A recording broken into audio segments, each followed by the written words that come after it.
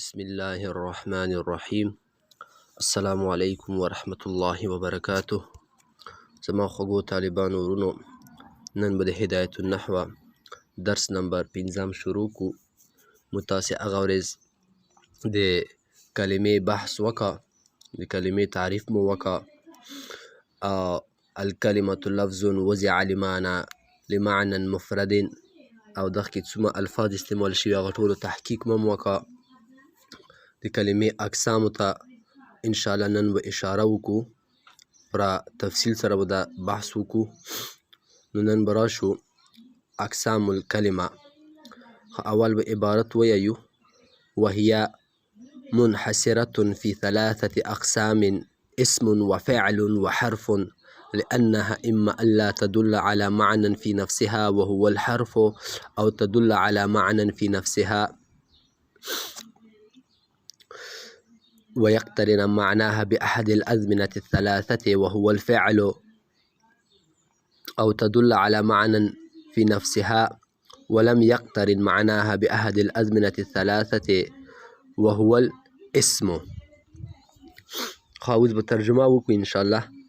وهي منحصرة في 3 أقسام، دا هي ضمیر کلمې ته راجع ده، او دا کلمه چې د منحصره ده، راګیره ده، رابنده ده په درې اقسامو کې.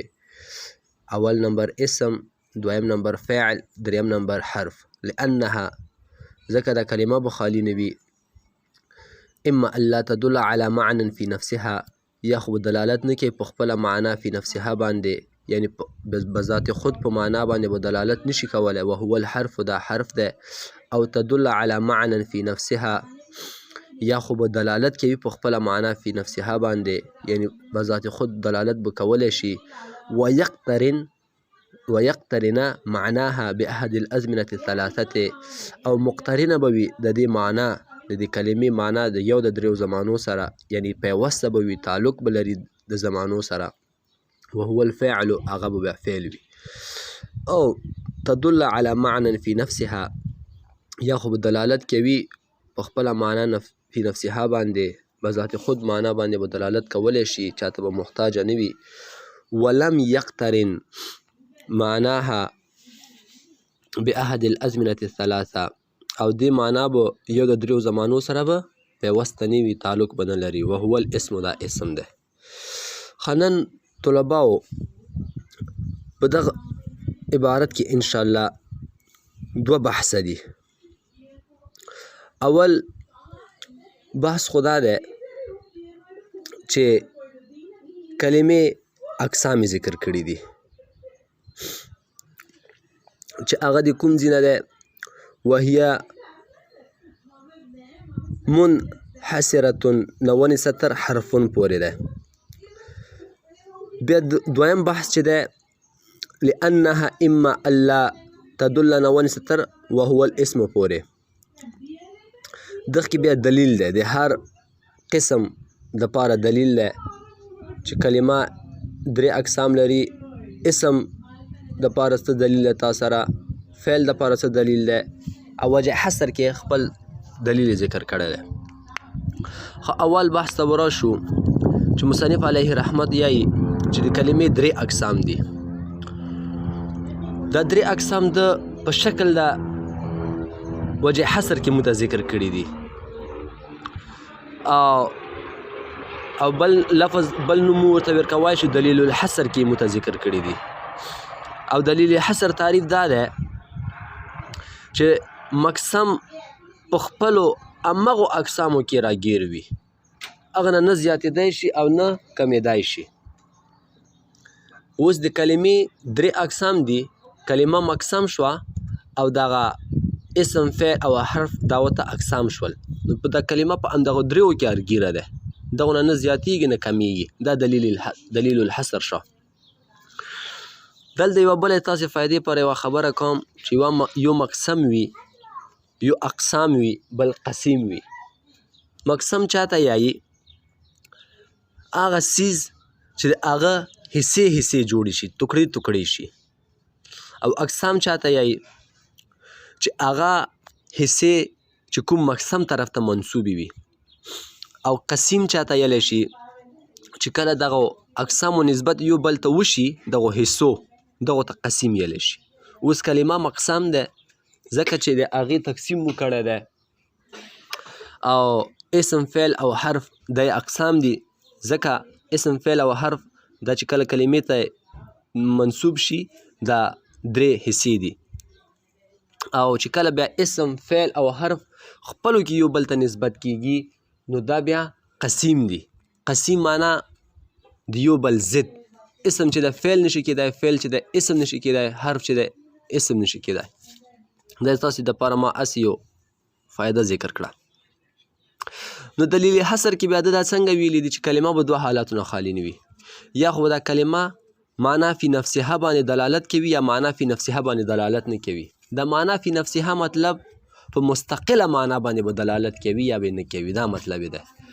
بل آسان الفاظ مطلب دا ده، یعنی که معنا فی نفسها باندې دلالت کوي مطلب دا که دا کلمه ځان ته ولیکي بیا به هم دا په خپله معنا دلالت کوي، چاته به محتاجه نه وي، او که چا سره یو ځای ولیکي بیا به هم په خپله معنا باندې دلالت کوي. دا معنا فی نفسها شوه. لکه زید، و زید زه ځان ته ولیکم هم ته یوه معنا ورکوي چې دا چا نوم دی، او که جملې کې ذکر کم بیا هم ته معنا ورکوي. نو دغه نکتې نه لږ ځان پوه کړو. ډېره خلک په دغې خبرې نه پوهېږي چې دا کلمه په معنا فی نفسها دلالت کوي او نه یې کوي. معنا فی نفسها چاته یایي، مستقله معنا چاته یایي، دا مطلب دی. ښه، نو را به شو دلیل حصر ته چې کلمه به دوه حالاتونه خالی نه وي، یا به معنا فی نفسها باندې دلالت کوي یا به معنا فی نفسها باندې دلالت نه کوي. که چېرته کلمې په معنا فی نفسها باندې دلالت نه کولو دا حرف دی، او که چېرته کلمې معنا فی نفسها باندې دلالت کولو دا به بیا دوه حالتونه خالی نه وي. یا به دا کلمه یو د دریو زمانو سره مقترنه وي یا به مقترنه نه وي. که مقترنه وه دا فعل دی، او که مقترنه نه وه دا اسم دی. صحیح شو؟ ښه، اوس به راشو لږ به سبق اسانه دی انشاءالله. دا اسم او فعل او د حرف تعریف به مو کو. فحد الاسم کلمة تدل على معنى في نفسها غير مقترن بأحد الأزمنة الثلاثة، أعني الماضي والحال والاستقبال كرجال وعلم. وحد الفعل كلمة تدل على معنى في نفسها دلالة مقترنة بزمان ذلك المعنى كزرب يزرب اضرب. وحد الحرف كلمة لا تدل على معنى في نفسها بل تدل على معنى في غيرها، نحو من فإن معناها الابتداء وهي لا تدل عليه إلا بعد ذكر ما منه الابتداء كالبصرة والكوفة. مثلا تقول سرت من البصرة إلى الكوفة. خط ترجمه ته براشو. فحد الاسم، پس تعریف د اسم، حد د اسم،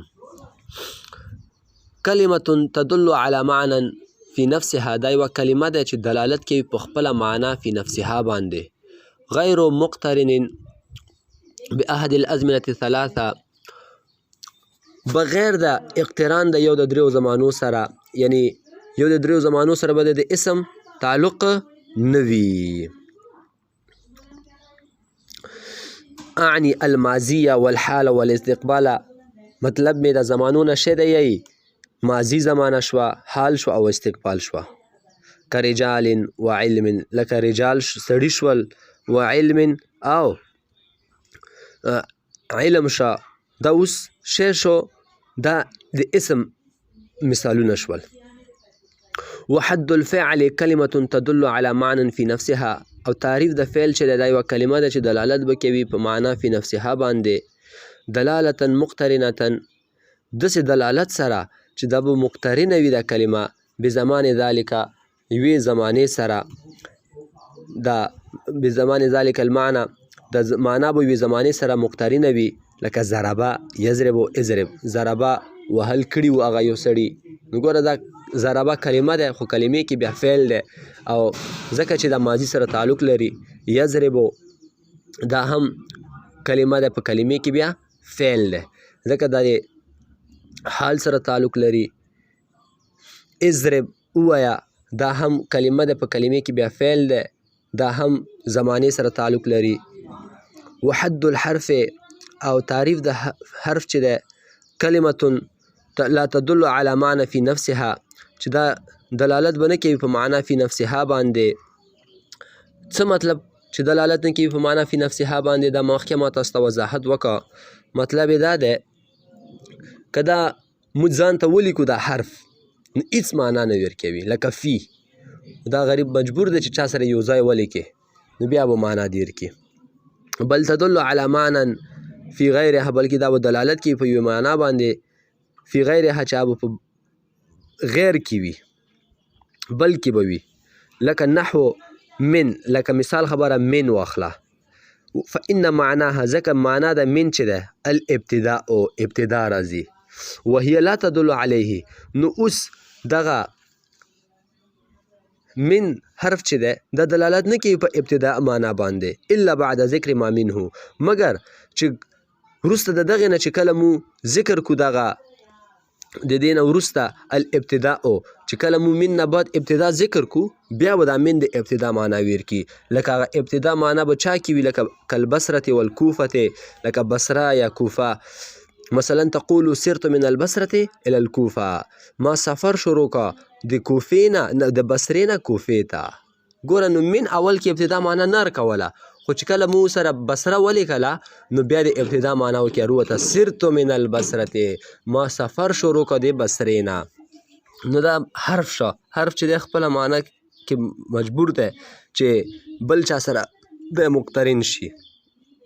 ښه، نو په دغه عبارت کې مصنف علیه رحمت څو بحثونو ته اشاره کړې ده. اول نمبر بحث خو پکې د اسم تعریف او مثال ده. دویم نمبر بحث پکې د فعل تعریف او مثال ده. دریم نمبر پکې بحث د حرف تعریف او مثال ده. نو اول بحث ته به راشو چې اسم تعریف څه شی دی؟ اسم هغه کلمه ده چې خپله معنا باندې په خپله دلالت وکړي. څه مطلب؟ بغیر د بلې کلمې نه دا دلالت وکړي. بل چا سره بله کلمه ورسره مو یو ځای نه کو، او که ورسره یو ځای دې کړه هم هېڅ پروا نه کوي. او په دریو زمانو کې یوې زمانه سره هم د تعلق ونه لري. دا د هر اسم تعریف شو. نو دغه تعریف نه موږ ته درې خبرې معلومې شوې. اوله خبره چې اسم به کلمه وي. دویمه خبره چې اسم په مستقله معنا باندې دلالت کوي. دریمه خبره چې په دریو زمانو کې به یوې زمانې سره هم د تعلق نه لري، لکه رجال، فرس، علم.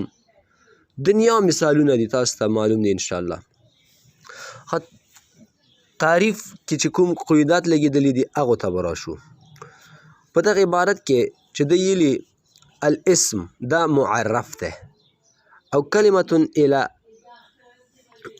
الى آخره پورې دا تعریف شو، او دا معرف شو. ته معرف د چا چې تعریف کیږي، او معرف تعریف کوونکی. ښه، کلمې کې د تعریف کې چې کوم الکلمة راغلی دا جنس ده، اسم فعل حرف ټولو ته شامل ده. تدل على معنى في نفسها چې وویلې دا فصل اول په دغه سره حرف خارج شو. غیر مقترن باحد الازمنة الثلاثه چې وویل دا فصل ثاني ده په دغه سره فعل خارج شو. انشاءالله تاسو به پوهیږئ چې حرف ویلې خارج شو ځکه چې حرف په معنا فی نفسها دلالت نه کوي، او غیر مقترن باحد الازمنة الثلاثه فعل ویلې خارج شو چې ځکه اسم زمانو سره تعلق نه لري او فعل زمانو سره تعلق لري. خو اوس به راشو د فعل تعریف ته. وحد الفعل، فعل هغه کلمه ده چې هغه خپله معنا په خپله موږ ته ووایي، معنا مستقله باندې دلالت وکړي. مطلب دا چې بلې کلمې ته ضرورت پیدا نه شي چې موږ د سره یو ځای ولیکو چې فعل په معنی باندې دلالت بیا وکړي. نه، بغیر د بلې کلمې میلاوولو نه دا موږ ته په یوې معنی دلالت کوي. او دریو زمانو کې وي زمانې سره د تعلق وي، د ده د معنی یو تعلق وي، دا فعل تعریف شو. نو د فعل په تعریف کې هم درې خبرې شوې چې فعل به کلمه وي.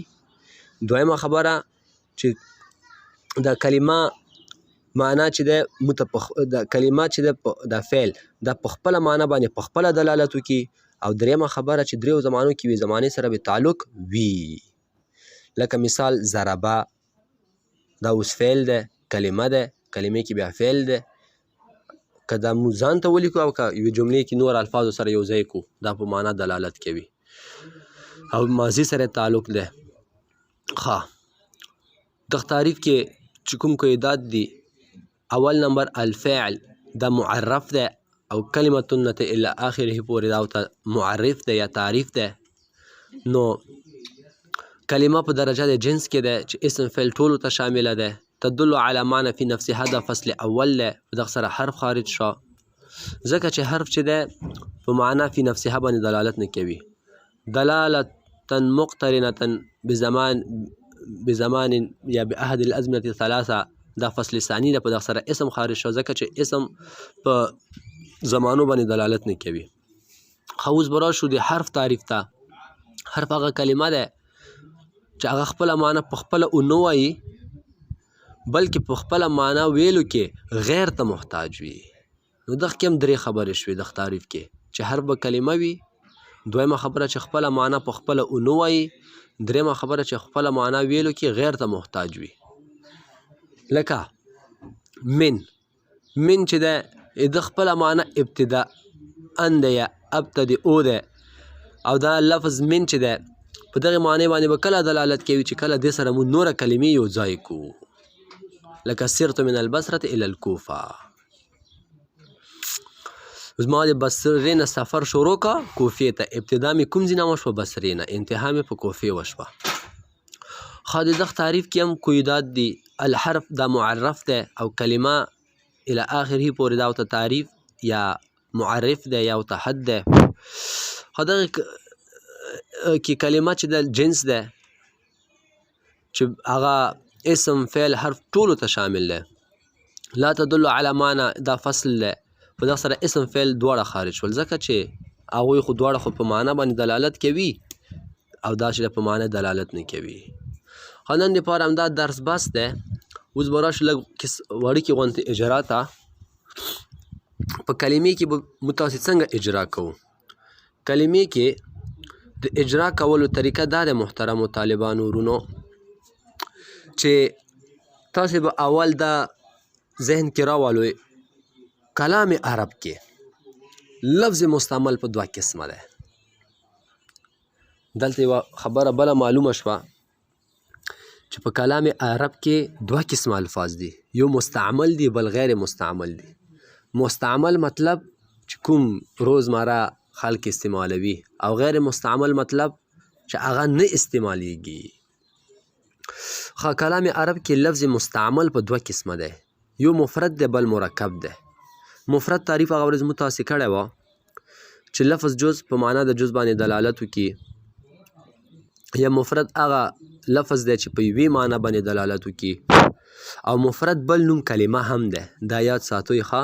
کله کله خلک سوال کوي کلمه چاته یایي، نو تا ذهن کې خو د مفرد تعریف وي. نو کلمه او مفرد یو شی ده. بیا کلمې اوس مو اقسام ووي الحمدلله، اسم فعل او حرف. صحیح شه.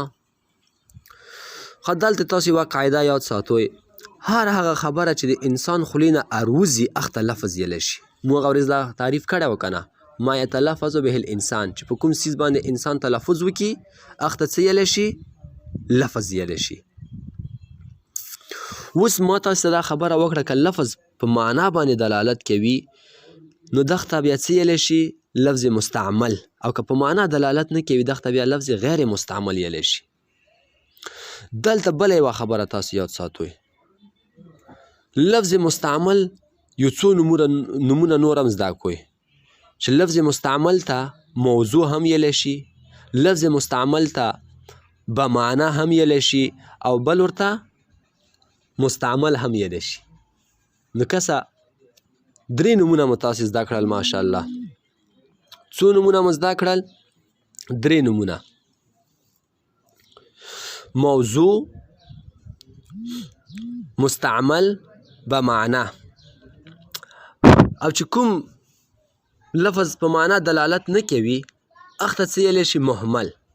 مهمل لپاره هم څو نومونه دي تاسې زده کړئ، غیر موضوع، غیر مستعمل، بمعنا. نو اوس به تاسې داسې چل وکړئ چې د کلمې دپاره څومره مثالات تاسې راوړی شوئ تاسې راوړو یو څو خو به زه دیر کم. زید کلمه ده، احمد کلمه ده، قرآن کلمه ده، فی کلمه ده، اسم کلمه ده، اضرب کلمه ده، من کلمه ده. نو دا یو څو مثاله خو ما دیر کړل. بس هر یو طالب العلم ماشاءالله چې څومره کوی شي مثالات دې په خپل نوټ کې ولیکي او تصویران دې بیا ما ته راولیږي. وما علینا الا البلاغ.